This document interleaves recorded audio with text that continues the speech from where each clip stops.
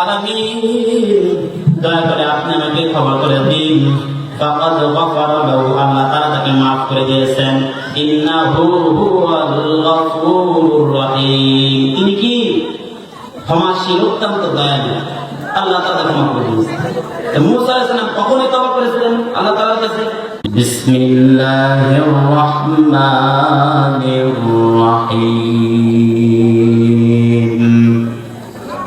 والذين إذا فعلوا فاحشة أو ظلموا أنفسهم ذكروا الله فاستغفروا لذنوبهم ومن يغفر الذنوب إلا الله ولم يصروا على ما فعلوا وهم يعلمون. وقال رسول الله صلى الله عليه وسلم يا أيها الناس توبوا إلى الله فإني أتوب في اليوم 100 مرة أو كما قال عليه الصلاة والسلام. صدق الله مولانا العظيم وصدق رسوله النبي الكريم وذلك من الشاهدين والشاكرين والذاكرين والحمد لله رب العالمين. সকলে দুরূদ ইব্রাহিম পড়ি।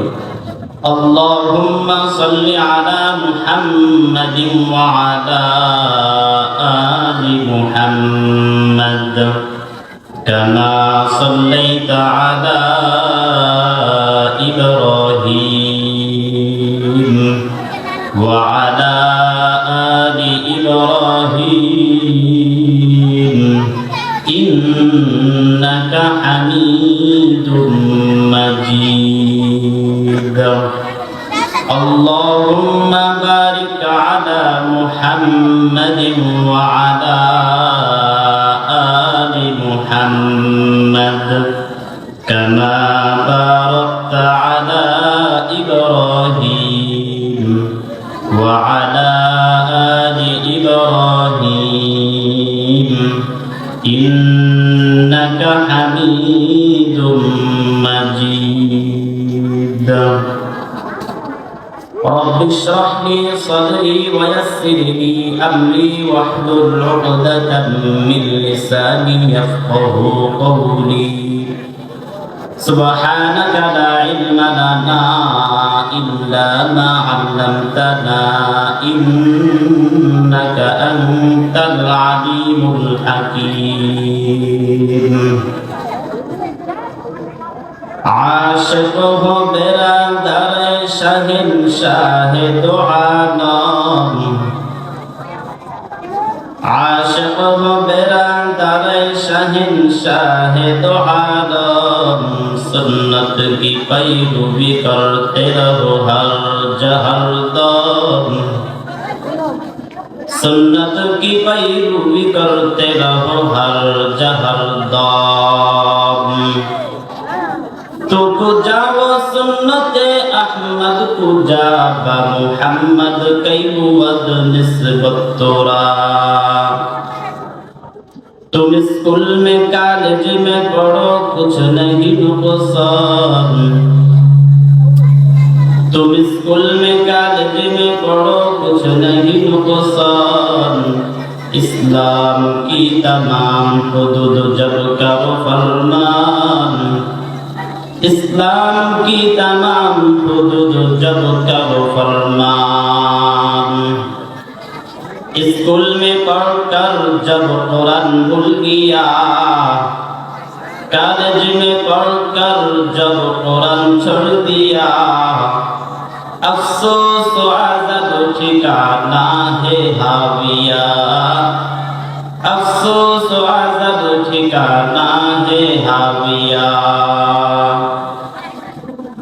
আলহামদুলিল্লাহ, ঐতিহ্যবাহী রাজশাহী জেলার তানোর থানার অন্তর্গত কাদিরপুর দারুল আরকাম কওমি মাদ্রাসার নতুন ভবন উদ্বোধন উপলক্ষে একদিন ব্যাপী তৃতীয় বার্ষিকী বিশাল ওয়াজ মাহফিল। অধ্যকার মাহফিলে আল্লাহ পাক রব্বুল আলামিন আপনাকে আমাকে উপস্থিত করেছেন। কিছু কথা বলার সময় তৌফিক আল্লাহ তাআলা দান করলেন। এজন্য সর্বপ্রথম আমরা সেই মহামালিকের দরবারে শুকরগুজার হই। সকলে বলি আলহামদুলিল্লাহ। আজকের মাহফিলের সম্মানিত সভাপতি, সহসভাপতি, মাদ্রাসার সদস্যবৃন্দ, আসাতিজা কিরাম, তোলাবায়ে ইলম, স্টেজে বসা তরুণ আলেমে দ্বীন, আমার সামনে উপবিষ্ট বিভিন্ন অঞ্চল থেকে বিভিন্ন এলাকা থেকে আগত আল্লাহ পাকের দিনদার ইমানদার মুমিন বান্দা, পর্দার আড়ালে অবস্থানরতা সম্মানিত মা ও বোনেরা, সকলকে জানাই আমার অন্তরস্থল থেকে আন্তরিক শুভেচ্ছা ও অভিনন্দন। প্রিয় উপস্থিতি, শুরুতে কৃতজ্ঞতা জ্ঞাপন করছি অত্র জামিয়ার শিক্ষক মন্ডলী এবং ছাত্র মন্ডলীর প্রতি, যারা অক্লান্ত পরিশ্রম করে আমাদেরকে এই সুন্দর এক মজলিস উপহার দিয়েছেন। জাযাকুমুল্লাহু আহসানাল জাযা।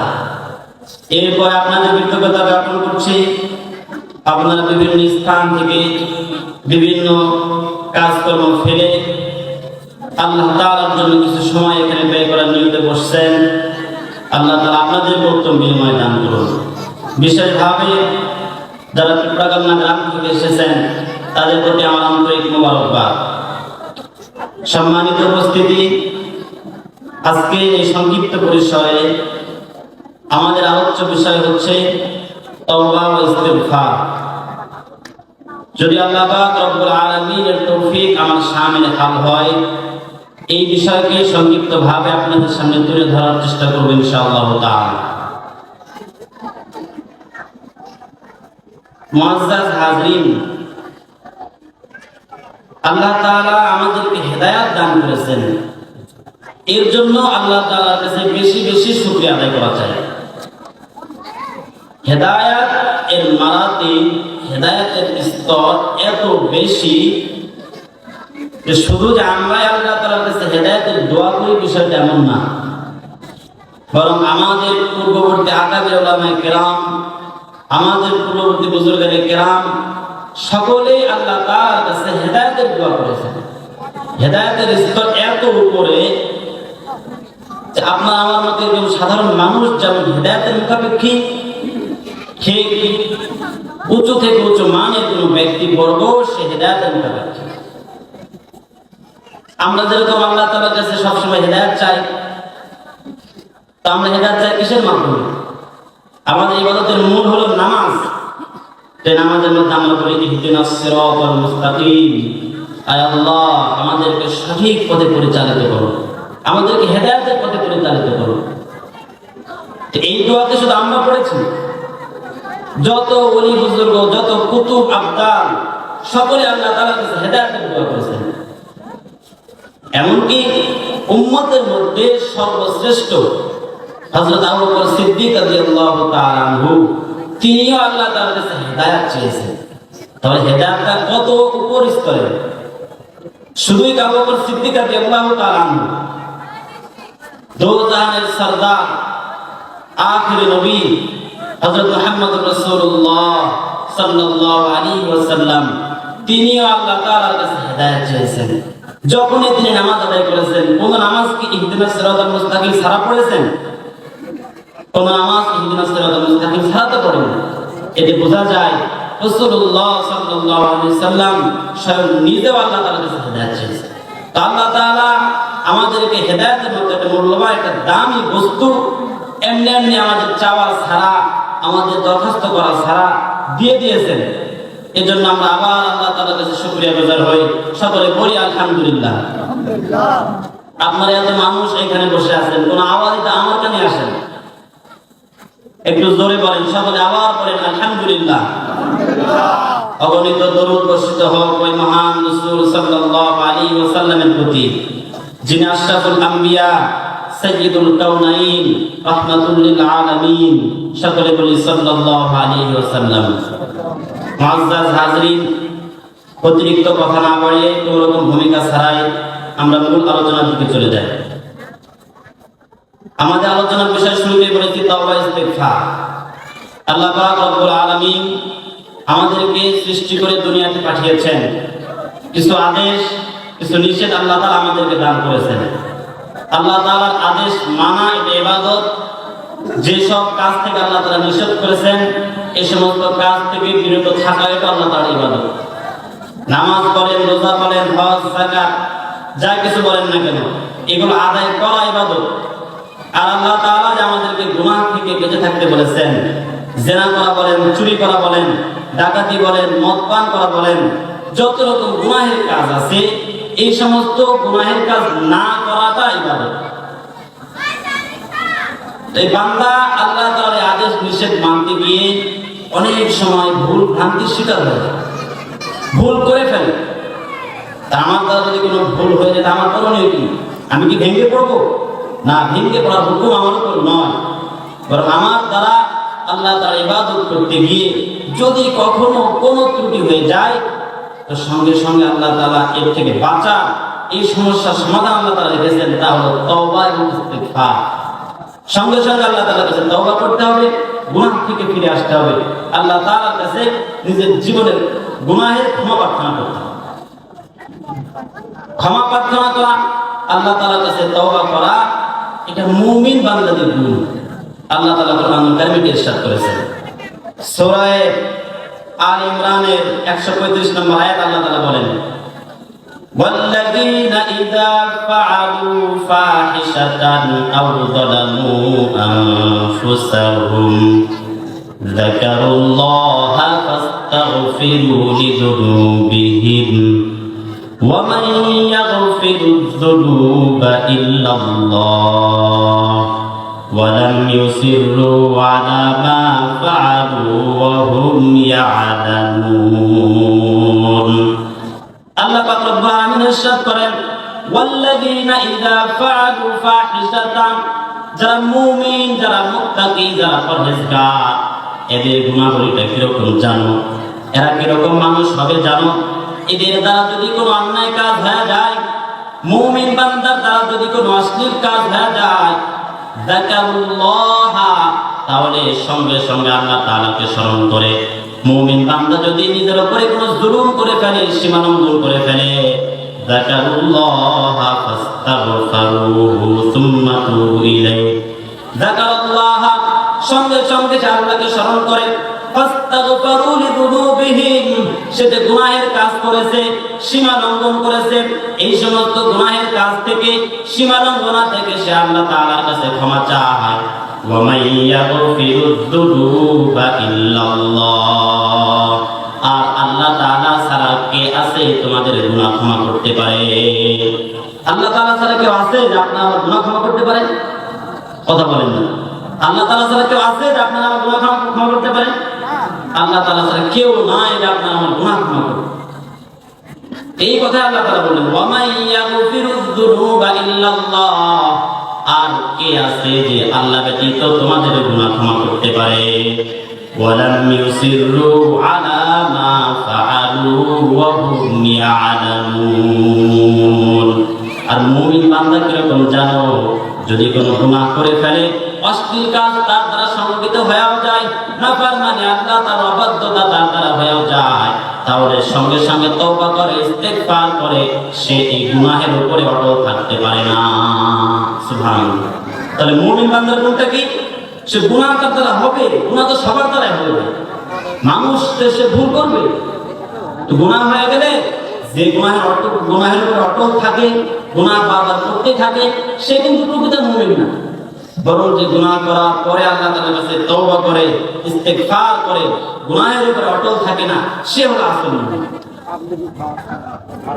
হযরত আব্দুল্লাহ ইবনে আব্বাস রাদিয়াল্লাহু তাআলা আনহুকে প্রশ্ন করা হয়েছে, ও আব্দুল্লাহ ইবনে আব্বাস, একজন ব্যক্তি গুনাহ করে আবার ইবাদত করে, আর এক ব্যক্তি ইবাদত করে না, গুনাহ করে না, এই দুইজন ব্যক্তির মধ্যে কে আপনার কাছে উত্তম? আব্দুল্লাহ ইবনে আব্বাস রাদিয়াল্লাহু তাআলা আনহু বলেন, যে ব্যক্তি গুনাহ করে না এ আমার কাছে উত্তম, কারণ গুনাহ করার চেয়ে বড় ইবাদত আর কিছু নাই। সুবহানাল্লাহ বলেন। একজন ইবাদত করে সাথে সাথে গুনাহ করে, আর একজন ইবাদত করে না গুনাহ করে না। ইবাদত করে না মানে কি? সে ফরজ নামাজ পড়ে না, রোজা রাখে না, এরকম না, বরং নওয়াফিল যে ইবাদতগুলো আছে, শাওয়াবিন পড়ে না, ইশরাক পড়ে না, তাহাজ্জুদ পড়ে না, অতিরিক্ত কোরআন তেলাওয়াত করে না, এই সমস্ত আমল সে করে না, আবার গুনাহ করে না। এই ব্যক্তি উত্তম নাকি যে ইশরাক পড়ে, আওয়াবিন পড়ে, নফলের উপর নফল পড়তেই থাকে, রাতের পর রাত দাঁড়ায় নামাজে কাটায় দেয়, হাজার হাজার কোরআন খতম দেয়, এই উত্তম নাকি যে গুনাহ করে না সে উত্তম? আব্দুল্লাহ ইবনে আব্বাস বলেন যে আমার কাছে তো ওই ব্যক্তি উত্তম যার কোনো গুনাহ নেই। সুবহানাল্লাহ বলেন।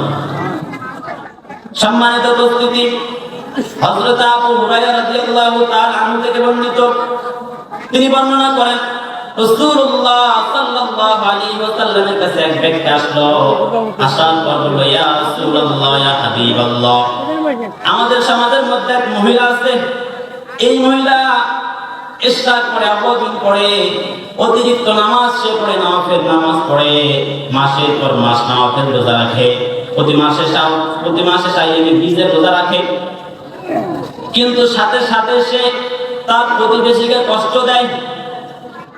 এর সাথে আরেকটা মহিলা আছে, যখন তার কথা বলা হলো, রাসূলুল্লাহ সাল্লাল্লাহু আলাইহি সাল্লাম বললেন, ক্বালা হিয়া ফিন্নার, যে মহিলা ইবাদত করে বেশি আবার প্রতিবেশীকেও কষ্ট দেয়, এ জাহান্নামে যাবে। এবার আগন্তুক লোক আবার জিজ্ঞেস করলো, ইয়া রাসূলুল্লাহ, ইয়া হাবিবাল্লাহ, আমাদের সমাজে আরেকজন মহিলা আছে, অতিরিক্ত কোনো ইবাদত নাই, ফরজ ইবাদত এতটুকু করে, ওয়াজিব যতটুকু করে, নওয়াফিল নামাজ সে পড়ে না, নওয়াফিল রোজা সে রাখে না, মুস্তাহাব আমল তার দ্বারা হয় না, কিন্তু সে প্রতিবেশীকে কষ্ট দেয় না। রাসূলুল্লাহ সাল্লাল্লাহু আলাইহি ওয়াসাল্লাম বললেন, ক্বালা হিয়া ফিল জান্নাহ, এই মহিলা জান্নাতে যাবে। সুবহানাল্লাহ। আপনাদের আওয়াজ তো আসছে কেন? কথা ভালো লাগছে না নাকি আপনারা দুর্বল না খেয়ে আসছেন এখানে? তো আওয়াজ দেন। আর এটা তো আল্লাহ তাআলার স্মরণের মজলিস, এইখানে আপনাদের আওয়াজ দেন। আওয়াজ ভয় কোথায়? নাকি ভয় করতেছেন? এখানে ভয় কিছু আছে? তাহলে আওয়াজ বের হয় না কেন? যখন এই খেলা দেখতে যান, যে মাঠে ফুটবল খেলা হয়, যে মাঠে ক্রিকেট খেলা হয়, সেখানে তো আপনারা কেউ বলে না যে ভাই এখন ছক্কা হয়েছে, ছক্কা বলেন, কেউ বলে না? এমনি ছক্কা ছক্কা আমি শুনলাম না। যে মাঠে ফুটবল খেলা হয়, গোল দেয়, আপনারা কোনো ভাষাকার বলেন নাকি ভাই এখন গোল হবে, সবাই গোল বলেন, বলে না? এমনি চিল্লাম গোল গোল, এমনি চিল্লাম। তো দুনিয়াদার এরকম মধ্যে সে চিল্লে আপনার গলা ফাটায় দেন। এইখানে আল্লাহ তাআলা স্মরণের মাহফিলে আসছেন, এইখানে আপনার গলার আওয়াজ নাই কেন? এই জবানকে ওই খেলোয়াড় আপনাকে দিয়েছে, ওই ক্রিকেট এই ফুটবল খেলার আয়োজক লাগে জবান আপনাকে দিয়েছে, সেখানে আপনি আল্লাহ তাআলার দেওয়া জবান দিয়ে তো জোরে কথা বলতে পারেন। এই মজলিসে আসছেন, আল্লাহ তাআলার মজলিসে আসছেন, আল্লাহ তাআলার দেওয়া নিয়ামত, আল্লাহ তাআলার দেওয়া জিহ্বা, আল্লাহ তাআলার দেওয়া কণ্ঠ, এইখানে আপনি কেন আপনার আওয়াজ নিচু করছেন? এবার আপনাদের শেষ সুযোগ। এরপরে যদি আপনাদের জোরে সুবহানাল্লাহ না বলেন, আলহামদুলিল্লাহ আসার সময় আলহামদুলিল্লাহ না বলেন, যেখানে যা বলতে হয় এটা যদি সময় মতো বলতে না পারেন, তাহলে বুঝবো যে আপনার অকৃতজ্ঞ।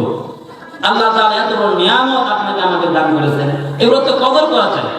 এগুলোর কদর কি দিয়ে করবেন? ওই ছক্কার বলবো না, মাঝে মাঝে সুবহানাল্লাহ বলতে হবে, মাঝে মাঝে আল্লাহু আকবার বলতে হবে। আল্লাহ তাআলা আমাদের সকলকে বোঝার তৌফিক দান করেন। মুআজ্জাজ হাজিরিন, তো তওবা ইস্তেগফার করা এটা কাদের গুণ? মুমিন বান্দার গুণ। মুমিন বান্দারা আল্লাহ তাআলার কাছে তওবা করেছে। শুধুই মুমিন বান্দারা আল্লাহর কাছে তওবা করেছেন বিষয়টা এমন না, বরং আম্বিয়া আলাইহিস সালাম, নবী রাসূলদের বিশাল জামাত, তারাও আল্লাহ তাআলার কাছে তওবা করেছেন, ইস্তেগফার করেছেন। এজন্য আকাবির উলামায়ে কেরাম বলেন যে তওবা ইস্তেগফার করা এটা নবীদের সুন্নাত। তওবা ইস্তেগফার করা কি? নবীদের সুন্নাত। তওবা করা, নিজের গুনাহ থেকে আল্লাহর কাছে ফিরে আসা, নিজের গুনাহের ক্ষমা প্রার্থনা করা এটা একটা ইবাদত। এই জন্য মুআজ্জাজ হাজির আমাদেরকে আমাদের গুনাহ থেকে ফিরে আসতে হবে এবং আল্লাহ তাআলার কাছে ক্ষমা প্রার্থনা করতে হবে। আদম আলাইহিস সালাতু ওয়াস সালাম আল্লাহ তাআলার কাছে তওবা করেছেন, রব্বানা যালামনা আনফুসানা ওয়া ইল্লাম তাগফির লানা ওয়া তারহামনা লানাকুনান্না মিনাল খাসিরিন। এটা পারেন না আপনারা? এটা পারেন? এটা কার তওবা? আদম আলাইহিস সালাতু ওয়াস সালামের তওবা। যারা পারেন একটু জোরে আওয়াজ দিয়ে বলেন, রব্বানা যালামনা আনফুসানা ওয়া ইল্লাম তাগফির লানা ওয়া তারহামনা লানাকুনান্না মিনাল খাসিরিন। হযরত আদম আলাইহিস সালাতু ওয়াস সালাম, হাওয়া আলাইহিস সালাতু ওয়াস সালাম দুইজন আল্লাহ তাআলার কাছে হাত উত্তোলন করেছেন, আয় আল্লাহ, আমরা গুনাহ করেছি, নাফরমানি করেছি, আমরা তো নিজের উপরে জুলুম করে ফেলেছি, আমরা তো নিজের উপরে সীমা লঙ্ঘন করে ফেলেছি।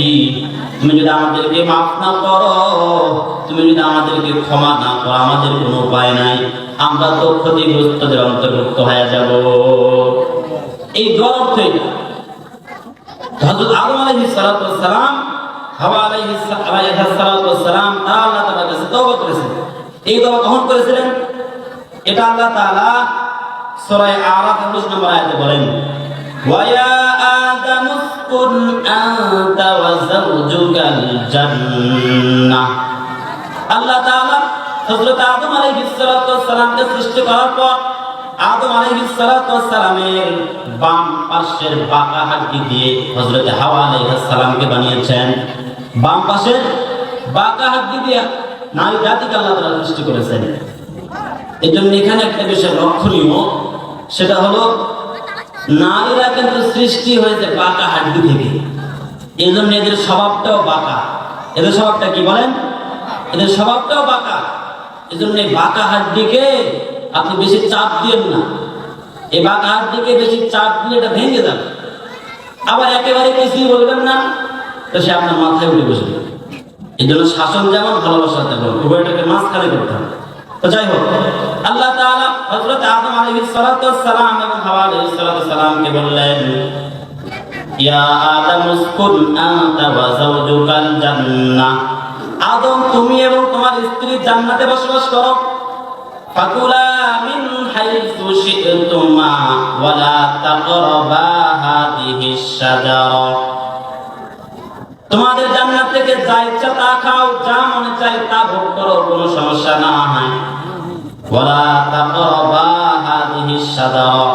কিন্তু এই যে একটা গাছ দেখছো, এই গাছের নিকটবর্তী হও না, গাছের ফল খাও না। ফাতাকুনা মিনাজ যালিমিন।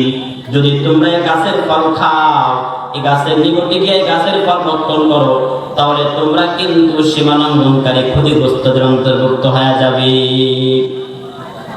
আল্লাহ তাআলার নির্দেশ, এই গাছের ফল খাওয়া যাবে না। কিন্তু এটা একজন আছে না, ইবলিস, সে তো আর চুপ করে বসে নেই, শুরু করেছে ওয়াসওয়াসা দেওয়া। আল্লাহ তাআলা বলেন, فوسوس لهما الشيطان ليبدي لهما ما وري عنهما من سوآتهما। আদম আলাইহিস সালাম, হাওয়া আলাইহিস সালাম তারা জান্নাতের পোশাক পরিহিত ছিলেন। তাদের একজনের লজ্জাস্থান আরেকজনের লজ্জাস্থান গোপন ছিল, কেউ কারোটা দেখতো না। শয়তানের এটা পছন্দ হয় না। শয়তান চাইলো যে এদের কাপড়টা খুলে ফেলা দরকার, এদের লজ্জাস্থান একজনের আরেকজনের সামনে প্রকাশ করে দেওয়া দরকার। এজন্য কি করলো, সে তাদের মনে কুমন্ত্রণা দিল, তাদেরকে ওয়াসওয়াসা দিল। ওয়াসওয়াসা দিয়ে আদম এবং হাওয়া আলাইহিস সালামকে প্ররোচিত করলো। وقال ما نهاكما ربكما عن هذه الشجرة إلا أن تكونا ملكين أو تكونا من الخالدين। কিভাবে ওয়াসওয়াসা দিল? ইবলিস আদম এবং হাওয়া আলাইহিস সালামকে বলল, ও আদম, আল্লাহ তাআলা তোমাদেরকে গাছ থেকে নিষেধ করেন না। কি জন্য নিষেধ করেছে জানো? এই গাছের ফল যদি খাও তোমরা কিন্তু চিরজীব হয়ে যাবে, তোমরা কখনো মৃত্যুবরণ করবে না। এই জন্য আল্লাহ তাআলা তোমাদেরকে গাছের ফল খেতে নিষেধ করেছেন। অথবা তোমরা ফেরেশতা হয়ে যাবে।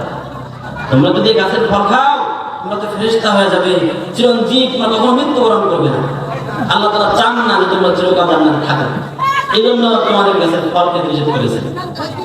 এতটুকু থেকে সিদ্ধান্ত না, শয়তান যে তাদেরকে ওয়াসওয়াসা দিল এতটুকু বলে থাকবে না। وقاسمهما إني لكما لمن الناصحين। ইবলিস তাদের উভয়ের সামনে কসম করলো, আল্লাহ তাআলার নামে শপথ করলো, আল্লাহ তাআলা কসম করে বলছি তোমরা যদি এই ফল খাও তোমরা চিরঞ্জীব হয়ে যাবে। যেন আল্লাহ তাআলা তোমাদেরকে ফল খাইতে নিষেধ করেছেন।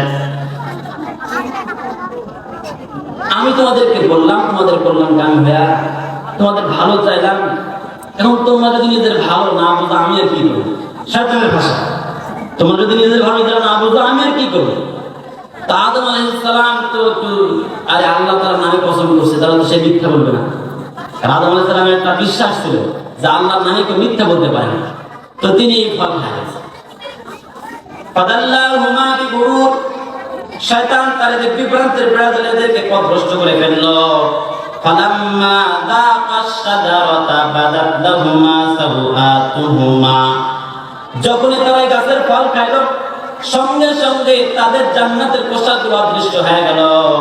এবার তারা উভয় উভয়ের সামনে উলঙ্গ, একজনের লজ্জাস্থান আরেকজনের লজ্জাস্থানের সামনে প্রকাশ পাওয়া গেছে। এখন কি করার, তারা তো লজ্জিত। وطفقا يخصفان عليهما من ورق الجنة, এবার তারা জান্নাতের গাছ থেকে পাতা নিয়ে নিজেদের লজ্জাস্থানগুলো ঢাকা শুরু করে দিয়েছে। ওয়ানাদাহুমা রাব্বুহুমা আলাম আনহাকুমা আন তিলকুমাশ শাজারা, আল্লাহ তাআলা তাদেরকে ডেকে বললেন, ও আদম হাওয়া, আমি কি তোমাদেরকে এই গাছের ফল খেতে নিষেধ করেছিলাম না? তাহলে কি জন্য তোমরা গাছের ফলটা খেয়ে ফেললে? ওয়া আকুল লাকুমা ইন্নাশ শাইতানা লাকুমা আদুউম মুবিন, আমি কি তোমাদেরকে বলিনি যে শয়তান তোমাদের প্রকাশ্য শত্রু? এই সময় যে ভুল হয়ে গেল না আদম আলাইহিস সালামের দ্বারা, এর জন্য তিনি আল্লাহ তাআলার কাছে ক্ষমা প্রার্থনা করলেন। তখন বলেছেন, রব্বানা যালামনা আনফুসানা ওয়া ইল্লাম তাগফির লানা ওয়া তারহামনা লানা, ক্ষমা না করে আপনি যদি আমাকে মাফ না করেন আমরা তো ক্ষতিগ্রস্তদের অন্তর্ভুক্ত হয়ে যাব। পাইছেন আদম আলাইহিস সালামের তওবা? আদম আলাইহিস সালামের ভাষার মধ্যে তওবা খুঁজে পেয়েছেন? কুরআনুল কারীমে আল্লাহ তাআলা এভাবে উল্লেখ করেছেন। এরকম ভাবে বিভিন্ন নবী রাসূলরা তাদের সময় আল্লাহ তাআলার কাছে তওবা করেছেন, ইস্তেগফার করেছেন। হযরত নূহ আলাইহিস সালাম তার তওবা কিরকম ছিল এটা আল্লাহ তাআলা সূরা নূহ এর 22 নম্বর আয়াতে বলেন, রব্বিগফিরলি ওয়া লিওয়ালিদাইয়া ওয়া লিমান দাখালা বাইতিয়া মুমিনান ওয়া লিল মুমিনিনা ওয়াল মুমিনাত ওয়ালা তাজিদিয যালিমিনা ইল্লা তাবারা। হযরত নূহ আলাইহিস সালাতু ওয়াস সালাম আল্লাহ তাআলার কাছে দোয়া করছেন, রব্বিগফিরলি, আয় আল্লাহ আপনি আমাকে maaf করে দেন, আমার পিতামাতাকে আপনি maaf করে দেন, আমার ঘরে যারা মুমিন হয়ে প্রবেশ করেছে তোমার প্রতি বিশ্বাস স্থাপন করে যারা আমার ঘরে এসেছে এদেরকে আপনি maaf করে দেন। কিয়ামত পর্যন্ত যত মুমিন মুমিনাত দুনিয়াতে আসবে এদের সকলকে আপনি maaf করে দেন। হযরত নূহ আলাইহিস সালাতু ওয়াস সালামের তওবা পাইছেন আয়াত থেকে। হযরত নূহ আলাইহিস সালাম এরকম ভাবে আল্লাহ তাআলার কাছে তওবা করেছেন। এইখান থেকে আমাদের একটা বিষয় শিক্ষা হলো, দেখেন নূহ আলাইহিস সালাম কত আগের নবী, কত আগের পয়গম্বর, তার দোয়াটা কি ছিল? কিয়ামত পর্যন্ত যত মুমিন আসবে, যত মুমিনাত আসবে সকলের জন্য তিনি ক্ষমা প্রার্থনা করেছেন কি করেননি? এইখান থেকে তিনি আমাদেরকে শিক্ষা দিয়ে গেছেন আমরা যখন দোয়া করব তো শুধু নিজের জন্য না বরং সকলের জন্য দোয়া করা উচিত। আমার নিকট ভাজন যাদের সাথে সম্পর্ক আরেক উম্মতে মুসলিমের জন্য দোয়া করা যায়, তাহলে কি হবে? ফায়দাই ফায়দা। অন্যের জন্য দোয়া করলে আল্লাহ তাআলা আপনাকে আগে আপনাকে দিবেন, উম্মতের জন্য দোয়া করলে এই জন্য শুধু নিজের জন্য চাইবে এরকম না, নিজের জন্য আল্লাহ তাআলার কাছে চাইবই, সাথে সাথে অন্যের জন্য চাওয়া। অন্যের জন্য যা চাইবেন আল্লাহ তাআলা তাকে দেওয়া লাগে, আল্লাহ তাআলা আপনাকে আগে দিবেন। সুবহানাল্লাহ। এরকম ভাবে হযরত মূসা আলাইহিস সালাতু ওয়াস সালাম আল্লাহ তাআলার কাছে তওবা করেছেন। সূরা কাসাস 24 নম্বর আয়াত আল্লাহ তাআলা বলেন, রব্বি ইন্নী যালামতু নাফসি ফাগফিরলি ফাগফারা লাহু ইন্নাহু হুয়াল গফুরুর রহিম। হযরত মূসা আলাইহিস সালাম বলেন, আয় আল্লাহ, তোমার বান্দা মূসা আমি তো নিজের উপরে জুলুম করে ফেলেছি, অন্যায় করে ফেলেছি। আয় রব্বুল আলামিন, দয়া করে আপনি আমাকে ক্ষমা করে দিন। ফাকাদ গফারা লাহু, আল্লাহ তাআলা তাকে maaf করে দিয়েছেন। ইন্নাহু হুয়াল গফুরুর রহিম, তিনি কি ক্ষমাশীল, অত্যন্ত দয়ালু। আল্লাহ তাআলা ক্ষমা করে দিয়েছেন। মূসা আলাইহিস সালাম কখনই তওবা করেছিলেন আল্লাহ তাআলার কাছে? হযরত মূসা আলাইহিস সালাতু ওয়াস সালাম দীর্ঘদিন পর্যন্ত ছোট থেকে বড় হয়েছেন ফেরাউনের রাজ দরবারে। আল্লাহ তাআলার একটা কারিশমা, মূসা আলাইহিস সালাতু ওয়াস সালামকে ফেরাউনের রাজ দরবারে পালিত করেছেন। তিনি যখন যুবক বয়সে উপনীত হয়েছেন, যুবক হয়ে গিয়েছেন, সোপান দেহের অধিকারী হয়েছেন, শক্তিশালী যুবক, তখন তিনি জানতে পারলেন যে তিনি মূলত ফেরাউনের কেউ না, ফেরাউনের কোন আত্মীয় না, তিনি মূলত বনি ইসরায়েলের বংশ থেকে। ওই সময় ওই স্থানে মিশরের দুইটা সম্প্রদায় ছিল, একটা হলো বনি ইসরায়েল আর একটা হলো ফেরাউন সম্প্রদায়। মিশরের সম্প্রদায় কিপ্তি বলা হয়। এই ফেরাউনের লোকেরা বনি ইসরায়েলদের প্রতি জুলুম করত, অন্যায় করত, বিচার করত, নির্যাতন করত, কিন্তু এদের শক্তি সামর্থ্য কম থাকার কারণে এরা প্রতিবাদ করতে পারত না। হযরত মূসা আলাইহিস সালাতু ওয়াস সালাম যখন জানতে পারলেন যে তিনি মূলত বনি ইসরায়েলদের অন্তর্ভুক্ত, তখন তার মনে একটু কষ্ট জাগলো, আমার সম্প্রদায় এরকম দাসত্বের জীবন পালন করছে, আমার সম্প্রদায় এরকম গোলামীর জীবন যাপন করছে, এটা তো মেনে নেওয়া যায় না। এজন্য তিনি কঠোর পদক্ষেপ গ্রহণ করলেন। যখনই তিনি কোনো সুযোগ পাইতেন, সঙ্গে সঙ্গে তার বনি ইসরায়েলের লোকদেরকে সাহায্য সহযোগিতা করার চেষ্টা করতেন। তিনি একবার রাজপ্রাসাদ থেকে বের হয়ে শহরের লোকালয় ছেড়ে প্রান্তের দিকে, শহরের প্রান্তের দিকে রওনা করেছেন। সেখানে যাওয়ার সময় দেখেন ফেরাউনের দলের একজন লোক বনি ইসরায়েলের একজনকে টেনে হিঁচড়ে কাজ করানোর জন্য নিয়ে যাচ্ছে। সে কিছু মাল গ্রহণ করবে, নিজে গ্রহণ করে না, বনি ইসরায়েল মূসার দলের লোকদেরকে গ্রহণ করানোর জন্য তাকে নিয়ে যাচ্ছে। মূসা আলাইহিস সালামকে দেখে বনি ইসরায়েলের লোকটা ডাক দিল, ও মূসা, দেখো মিশরীয় সম্প্রদায়ের লোকেরা আমার উপর জুলুম করছে, তার কাজ সে নিজে না করে আমাকে দিয়ে করাইতে চায়। মূসা আলাইহিস সালাতু ওয়াস সালাম তার কাছে আসার পরে বললেন, ও ভাই, তুমি তোমার কাজ নিজে করো, কি জন্য আরেকজনকে কষ্ট দিতে যাচ্ছ? মূসা আলাইহিস সালাতু ওয়াস সালাম তাকে যখন এরকম বিনয়ের সাথে বললেন, ফেরাউন সম্প্রদায়ের লোকটা রাগান্বিত হয়ে গেল। আরে মূসা, তোমার দরদ কিসের? যদি তোমার এতই দরদ লাগে, এত দয়া লাগে, তো তুমি এই বোঝাটা নিয়ে যাও। এবার মূসা আলাইহিস সালাম রাখছেন কি রাখেন? আর আমি তো একটা সমাধান করার চেষ্টা করছি, আর এই আমারই বলে বোঝা নিয়ে যায়। মূসা আলাইহিস সালাম রাগান্বিত হয় এক থাপ্পড় দিয়েছেন। এই এক থাপ্পড়ের আঘাতে এই বনি ইসরায়েলকে যে জুলুম করছিল ফেরাউন সম্প্রদায়ের লোকটা, সে মৃত্যুবরণ করলো। মূসা আলাইহিস সালাম তো পেরেশান, আমি তো তাকে ছোট্ট একটা চট দিয়েছি সংশোধন করার জন্য, কিন্তু সে যে মৃত্যুবরণ করবে এটা আমি বুঝতে পারি না, আমার কাজ না, শয়তানের কাজ। তিনি বুঝতে পারলেন যে এখানে নিশ্চিত শয়তান আছে, এজন্য তিনি নিজের ভুল হয়ে গিয়েছে মনে করে আল্লাহ তাআলার কাছে তওবা করেছেন। রব্বি ইন্নী যালামতু নাফসি ফাগফিরলি ফাগফারা লাহু ইন্নাহু হুয়াল গফুরুর রহিম। হযরত মূসা আলাইহিস সালাম বলেন, হে আল্লাহ, আমি তো তাকে খুন করতে চাই না, আমি তো তাকে হত্যা করতে চাই না, তারা দুইজন গন্ডগোল তর্কে বিতর্কে লিপ্ত হয়েছিল, আমি চেয়েছিলাম তাদেরকে সংশোধন করার জন্য একটা থাপ্পড় দিয়েছি। এই একটা থাপ্পড়ের আঘাত এসে মৃত্যুবরণ করেছে। আমি তো ভুল করে ফেলেছি, আমি তাকে মারতে চাইনি। ও রব্বুল আলামিন, দয়া করে আপনি আমাকে মাফ করে দেন। ফাগফারা লাহু, আল্লাহ তাআলা মুসা আলাইহিস সালাতু সালামকে মাফ করে দিলেন। ইন্নাহু হুয়াল গফুরুর রহিম, কারণ আল্লাহ তাআলা হলেন অসীম ক্ষমাশীল দয়ালু। সুবহানাল্লাহ। এই যে কয়েকজন নবীর তওবা ইস্তেগফারের কথা আপনাদেরকে শোনাইলাম, এখন তো আপনাদের মনে প্রশ্ন, তাহলে কি নবী রাসূলগণ ভুল করেছিলেন? নবী রাসূলগণ গুনাহ করেছিলেন? নবী রাসূলগণ গুনাহ করেন নাই। আমাদের আহলুস সুন্নাত ওয়াল জামাতের সর্ববাদী মতবাদ হলো নবী রাসূলগণ মাসুম, এদের জীবনে কোনো গুনাহ নেই, এরা কোনো গুনাহ করেননি। এখন আপনারা বলবেন গুনাহ করেনি তো তওবা করছে কি জন্য? প্রশ্ন আসে কি আসে না? কথাই বলেন না, প্রশ্ন আসে না? তুই গুনাহ করেনি তওবা করছিস কি জন্য? এই তওবা করার কারণ হলো আল্লাহ তাআলার কাছে মর্যাদা বৃদ্ধির জন্য তওবা করেছে। আল্লাহ তাআলার কাছে নিজেদের মর্যাদা বৃদ্ধির জন্য তওবা করেছে। দ্বিতীয় কারণ হলো অধিক উত্তম কাজের তুলনায় কম উত্তম কাজ সংগঠিত হওয়ার জন্য। তৃতীয় নম্বরের উম্মতকে তওবা ইস্তেগফার শিক্ষা দেওয়ার জন্য। উম্মতকে তওবা ইস্তেগফার শিক্ষা দেওয়ার জন্য নবী রাসূলগণ তওবা ইস্তেগফার করেছেন।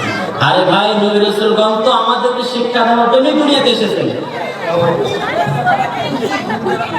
নবী রাসূলগণ আমাদেরকে শিক্ষা দেওয়ার জন্য দুনিয়াতে এসেছেন। তারা আমাদেরকে হেদায়েতের বাণী শিক্ষা দিবেন। এখন আমরা যে ভুল করব, এই ভুল করলে আমাদের করণীয় কি? এটা আমাদেরকে শেখাবেন কে?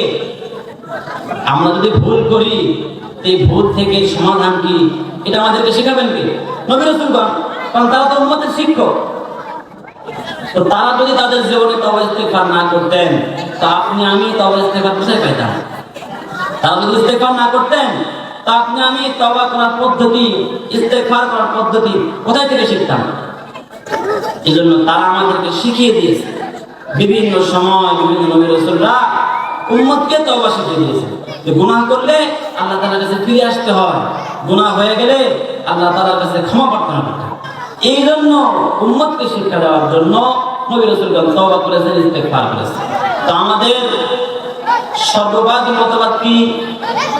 যে নবী রাসূলগণ মাসুম। বলেন নবী রাসূলগণ মাসুম, নবী রাসূলগণের কোনো গুনাহ নেই। নবী রাসূলগণ উম্মতকে তওবা শিক্ষা দিয়েছেন। এই কথা আল্লাহ তাআলা সূরা হুদ এর 61 নম্বর আয়াতে বলেন, ওয়া ইলা সামুদ আখাহুম সালিহা। আল্লাহ তাআলা বলেন, আমি সামুদ সম্প্রদায়ের কাছে, সামুদ গোত্রের কাছে হযরত সালেহ আলাইহিস সালাতু ওয়াস সালামকে পাঠিয়েছিলাম। সামুদ সম্প্রদায় বিভ্রান্ত সম্প্রদায়, তারা আল্লাহর ইবাদত করত না, মূর্তি পূজা করত, আল্লাহ তাআলার সাথে শিরক করত, কুফরি করত। আল্লাহ তাআলা এদের হেদায়েতের জন্য হযরত সালেহ আলাইহিস সালাতু ওয়াস সালামকে পাঠাইলেন। ক্বালা ইয়া কওমি আবুদুল্লাহা মা লাকুম মিন ইলাহিন গায়রু।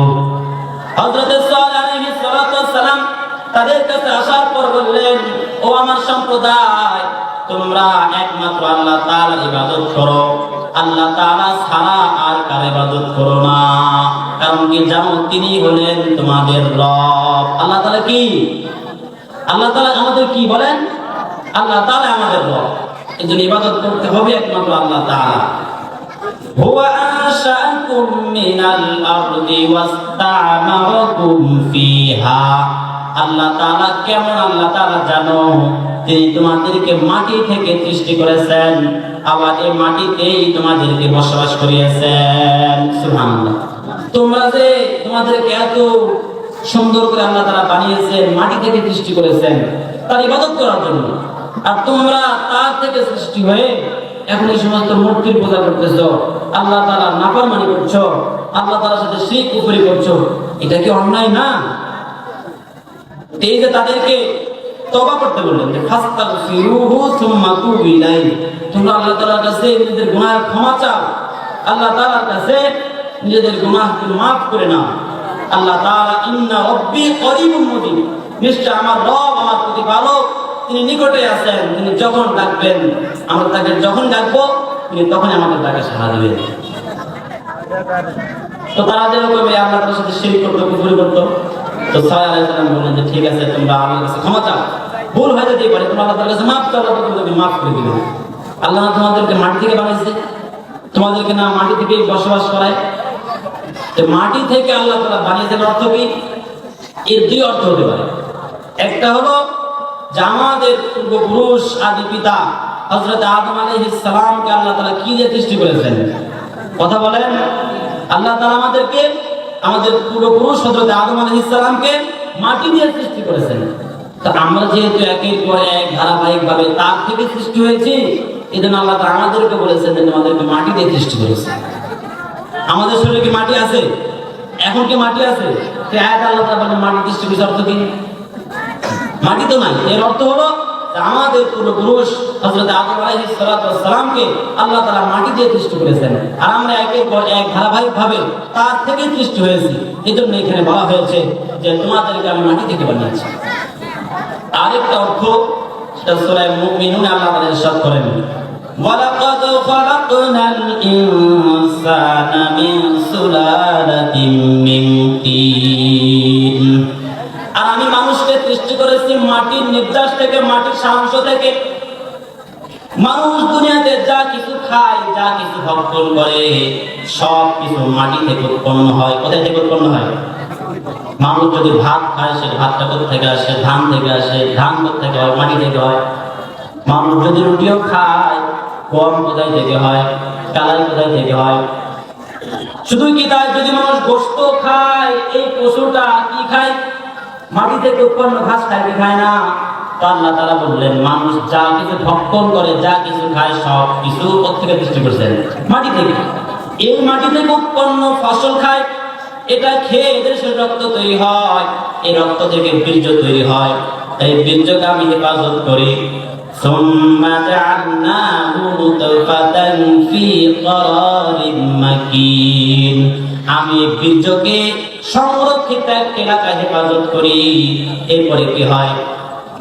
সুম্মা খালাকনান নুতফাতা আলাকাতান ফাখালাকনাল আলাকাতা মুদগা।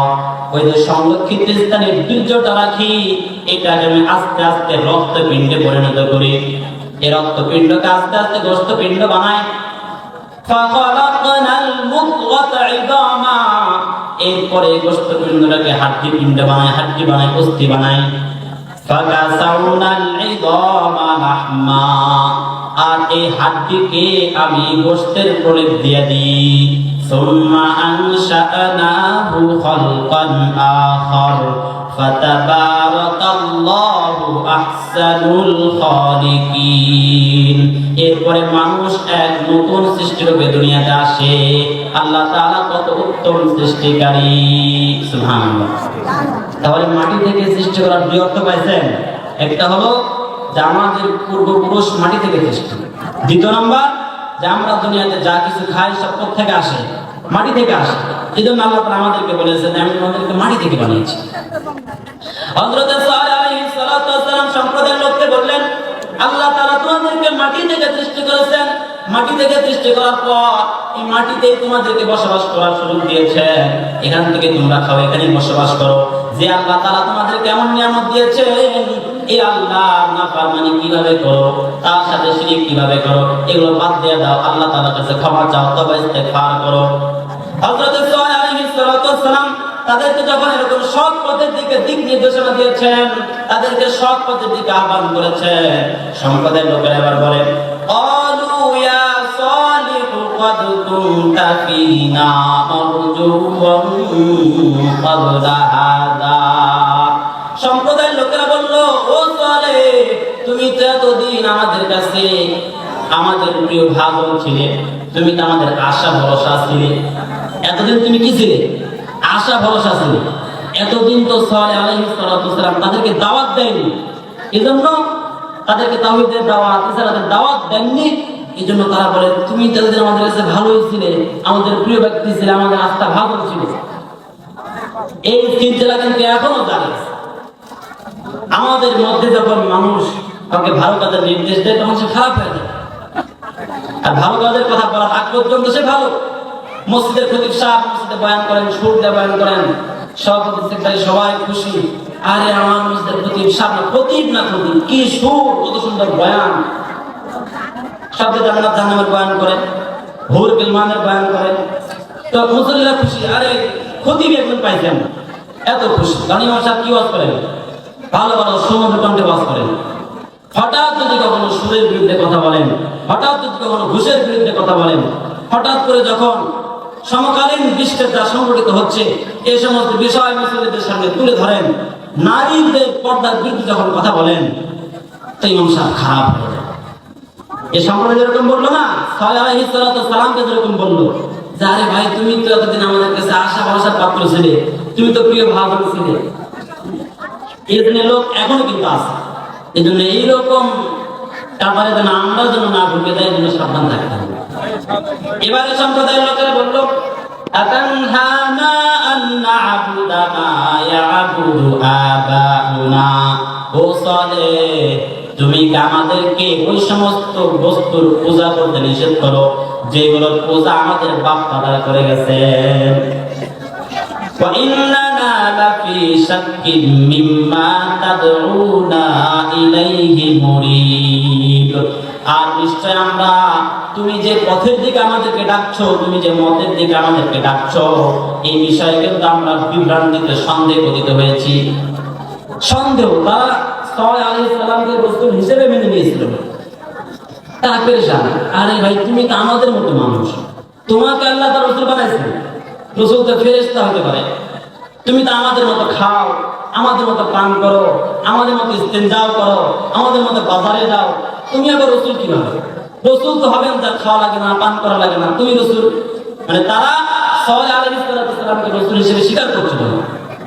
সালেহ আলাইহিস সালাম বললেন, ক্বালা ইয়া কওমি আরাআইতুম ইন কুনতু আলা বাইয়িনাতিন মির রাব্বি ওয়া আতানি মিনহু রাহমাতান ফামান ইয়ানসুরুনি মিনাল্লাহি ইন আসাইতু। সম্প্রদায়ের লোকদের উদ্দেশ্য করে বললেন, ও আমার সম্প্রদায়, তোমরা একটু চিন্তা করে দেখো, একটু ভেবে দেখো, যদি আমি আল্লাহ তাআলার পক্ষ থেকে প্রেরিত হয়, আল্লাহ তাআলার রহমত যদি আমার কাছে আসতে থাকে, আর আমি যদি উল্টা তার ইবাদত না করে তার নাফরমানি করি, তাহলে আল্লাহ তাআলার শাস্তি থেকে আমাদেরকে কে বাঁচাইতে পারবে? এই সম্প্রদায়ের লোকেরা তাও বোঝার চেষ্টা করে না। আচ্ছা তুমি যদি রাসূলই হও, বাস্তবে নবী হও, তা আমাদেরকে নিদর্শন দেখাও, আমাদের একটু আলামত দেখাও, যে দেখে বুঝবো যে তুমি আসলে নবী। হযরত সালেহ আলাইহিস সালাম তাদেরকে বললেন, যদি তোমাদের কাছে আমি কোনো নিদর্শন নিয়ে আসি, আমি যে বাস্তবে রাসূল, এটা যদি প্রমাণ আমি তোমাদের সামনে নিয়ে আসি, এটা বিশ্বাস করানোর জন্য যদি আলামত তোমাদের সামনে প্রকাশ করি, তখন কিন্তু তোমরা স্বীকার করতে পারবে না। তখন যদি তোমরা স্বীকার করো, তাহলে কিন্তু তোমরা কঠিন আযাবের মুখোমুখি হবে। সম্প্রদায়ের লোকের এক বাক্যে বলে উঠলো, না না না, আমরা অস্বীকার করবো না। যদি তুমি নিদর্শন নিয়ে আসতে পারো, আল্লাহ তাআলার পক্ষ থেকে মুজিজা নিয়ে আসতে পারো, তাহলে আমি কখনো কি করবো না, অস্বীকার করবো না, আমরা ঈমান নিয়ে আসবো। সালেহ আলাইহিস সালাম বললেন, ঠিক আছে, তোমরা কিরকম নিদর্শন দেখতে চাও? তো এই সম্প্রদায়ের লোকেরা বললো যে আমরা এই যে পাহাড় দেখছো না, এই পাহাড় থেকে আল্লাহ তাআলা যেন একটা উটনি বের করে, উট মহিলা উটকে উটনি বলা হয়, আল্লাহ তাআলা যেন একটা গর্ভবতী উটনি বের করেন, আর এই উটনি বের হওয়ার পরে যেন সঙ্গে সঙ্গে বাচ্চা প্রসব করে, তাহলে বিশ্বাস করবো যে হ্যাঁ এটা আল্লাহ তাআলার উটনি। হযরত সালেহ আলাইহিস সালাম আল্লাহ তাআলার কাছে দোয়া করলেন, হে আল্লাহ, আমার সম্প্রদায় আমার নবুয়তকে স্বীকার করার জন্য তোমার কাছে মুজিজা চাই। হে আল্লাহ, এই পাহাড় থেকে একটা উটনি বের করে দাও, গর্ভবতী একটা উটনি বের করে দাও, বের হওয়ার পরে তুমি এটা সঙ্গে সঙ্গে বাচ্চা প্রসব করে। সালেহ আলাইহিস সালামের দোয়া আল্লাহ তাআলা কবুল করলেন, উটনি দিয়ে দিলেন। উটনি বের হওয়ার পরে, পাহাড় থেকে উটনি বের হওয়ার পরে বাচ্চা প্রসব করলো। এরপর সম্প্রদায়ের লোকেরা ঈমান নিয়ে আসলো না। অবাধ্য জাতি না, নাফরমান জাতি। এরপর ঈমান নিয়ে আসলো না, হঠকারিতা করলো, অবাধ্যতা করলো, যে না এটা তুমি জাদুই করছো মনে হয়, কি মুসিবত। সালেহ আলাইহিস সালাম বললেন, হাদিহি নাকাতুল্লাহি লাকুম আয়াতান ফাযারুহা তাকুল ফি আরদিল্লাহ ওয়া লা তামাসসুহা বিসুইন ফায়াখুযাকুম আযাবুন করিব। ও আমার সম্প্রদায়, তোমরা আমাকে রাসূল মানো আর না মানো, তোমার যে আল্লাহ তাআলার কাছে উটনি চেয়েছো, এই যে উটনি আল্লাহ তাআলার নিদর্শন, তোমাদের জন্য নিদর্শন। এই উটনি আল্লাহ তাআলা দান করেছেন। এই উটনিকে তোমরা কষ্ট দিও না, একে মাঠে চলে বেড়াইতে দাও, একে মাঠে খাইতে দাও, একে কোনো কষ্ট দিও না। যদি উটনিকে তোমরা কষ্ট দাও তাহলে কিন্তু আল্লাহ তাআলার আযাব তোমাদের উপর চলে আসবে। এই উটনি দেওয়ার পরে এই উটনি কূপ থেকে পানি পান করত। তাদের যে কূপ ছিল, এই কূপ থেকে পানি পান করত। এই কূপের পানি পান করলে উটনি এত পরিমাণ পানি খাইতে যে সব পানি শেষ হয়ে যায়। সম্প্রদায়ের লোকেরা পেরেশান, আরে আমরা পানি পাই না, আমরা পানি কখন খাবো, আমাদের পশু পানি খেতে পারে না, আমরা কি করে খাবো পানি? তো সালেহ আলাইহিস সালাম তাদেরকে ভাগ করে দিলেন, বন্টন করলেন যে একদিন তোমরাই কূপ থেকে পানি পান করবে, আরেকদিন উট নিয়ে কূপ থেকে পানি পান করবে। তো বাস এই নিয়ম অনুযায়ী দীর্ঘদিন চলে আসছিল। তাদের মন তো মানি না, আরে আমাদের কূপ, আমাদের বাপ দাদার বানানো কূপ, এই কূপ থেকে আমরা পানি পান করবো, ভাগে পানি পান করতে হয়, এটা আবার কেমন নিয়ম? এটা আমরা মানতে পারবো না। এই উটনিকে হত্যা করা হবে, কিন্তু হত্যা করার সাহস তো কারো নাই, কারণ তারা যদিও তাকে নবী মানে না, কিন্তু এতটুকু তো মানতো যে হ্যাঁ এটা আল্লাহ তাআলার নবী, একে হত্যা করলে অবশ্যই আল্লাহ বাঁচাবে। এরপরও তাদের মধ্যে থেকে দুইজন, একজন মাসদা, একজন কেদার নাম, এই দুইজন ব্যক্তিকে তারা নারীদের লোক দেখাইল। তৎকালীন সময়ে যে সবচেয়ে সুন্দর, রমণী, ধনবতী, শুধু সুন্দর এমনটা না, তার টাকা পয়সাও সবচেয়ে বেশি, এরকম দুজন নারীকে দেখিয়ে বলা হলো, তোমরা দুজন যদি উটনিকে হত্যা করতে পারো তাহলে এই দেখছো না নারী, এই সম্পদ সব কিছু তোমাদের নামে লিখে দেওয়া হবে, তোমরা এটা নিয়ে ভোগ সম্ভার করবে। এই দুইজন রাজি হয়ে গেছে। সম্প্রদায়ের লোকেরা বলল, ঠিক আছে, এই পথ দিয়ে উনি যাওয়া আসা করে, তোমরা এখানে উট পেতে বসে থাকো, যখন আসবে একে হত্যা করে ফেলো। উটনি মাঠে চড়ে খাওয়ার জন্য রাস্তা দিয়ে আসছে, এমন সময় এরা উট পেতে বসেছিল। মাসদার কেদার নামক দুজন ব্যক্তি, এরা এখান থেকে ছুরি চালিয়ে দেয়, রক্তক্ষরণ হতে হতে উটনি মৃত্যুবরণ করে। আর উটনির বাচ্চা সে মায়ের এরকম হত্যাকাণ্ড দেখে দৌড়ে পাহাড়ের দিকে রওনা করে। সেখানে পাহাড়ের দিকে দৌড়ে যেতে যেতে অদৃশ্য হয়ে যায়। হযরত সালেহ আলাইহিস সালাম যখন শুনলেন যে সম্প্রদায়ের লোকেরা উটনিকে হত্যা করে ফেলেছে, তিনি তাদেরকে বললেন, ফাকরু ফাকালা তামাত্তাউ ফি দারিকুম সালাসাতা আইয়াম, তোমরা উটনিকে হত্যা করে ফেলেছো, আল্লাহ তাআলার পক্ষ থেকে তোমাদের উপরে অচিরে আযাব আসবে, তোমরা 3 দিন অপেক্ষা করো এই স্থানে, 3 দিন পরে তোমাদের নিকট আল্লাহ তাআলার আযাব আসবে। এরপরে 3 দিন পরে তাদের কাছে আযাব আসে, আল্লাহ তাআলা জাতিকে ধ্বংস করে দেন। তো মুআজ্জাজ হাজরিন, আমাদের মূল বিষয় সেটা হলো তওবা ইস্তেগফার করা। নিজের জীবনে যে ভুলগুলো হয়ে যায়, গুনাহগুলো হয়ে যায়, এই গুনাহের জন্য আল্লাহ তাআলার কাছে ফিরে আসা এবং আল্লাহ তাআলার কাছে ক্ষমা প্রার্থনা করা, আল্লাহ তাআলার কাছে ক্ষমা চাওয়া। কারণ রাসূলুল্লাহ সাল্লাল্লাহু আলাইহি ওয়াসাল্লাম হাদিসের মধ্যে ইরশাদ করেন, ইয়া আইয়ুহান নাস তুবু ইলাল্লাহ ফা ইন্নী আতুবু ফিল ইয়াউমি মিআতা মাররা, ও মানুষেরা তোমরা আল্লাহ তাআলার কাছে তওবা করো, নিজের গুনাহ থেকে আল্লাহ তাআলার কাছে ক্ষমা চাও। কারণ কি জানো? ফা ইন্নী আতুবু ইলাইহি ফিল ইয়াউমি মিআতা মাররা, আমি রাসূল তোমাদের নবী, দোজাহানের সরদার, আখির জামানার পয়গম্বর, আমি নবীদেরও নবী, কুল কায়নাতের নবী, তারপরেও আমি নিজে প্রত্যেকদিন 100 বার তওবা করি। সুবহানাল্লাহ। রাসূল কতবার তওবা করতেন? প্রত্যেকদিন 100 বার তওবা করতেন। তো দোস্ত, যে রাসূলের গুনাহ নাই, যিনি মাসুম, সামনের গুনাহ পিছনের গুনাহ সব গুনাহ মাফ, এরকম নবীও প্রত্যেকদিন তওবা করতেন 100 বার। তো আপনার আমার মত এরকম পাপী গুনাহগারের জন্য কতবার তওবা করা উচিত? আল্লাহ তাআলার কাছে কতবার ক্ষমা চাওয়া উচিত? আল্লাহ তাআলা আমাদেরকে আমাদের জীবনের সমস্ত গুনাহ খাতা থেকে তওবা করার তৌফিক দান করেন। আল্লাহ তাআলার কাছে আমরা যেন ক্ষমা চাই, তৌফিক আল্লাহ তাআলা আমাদেরকে দান করেন। আল্লাহ তাআলা এই মাহফিলের সকলকে তওবা ইস্তেগফারের হক বুঝে তওবা ইস্তেগফার করার তৌফিক দান করেন। সকলে বলে আল্লাহুম্মা আমিন।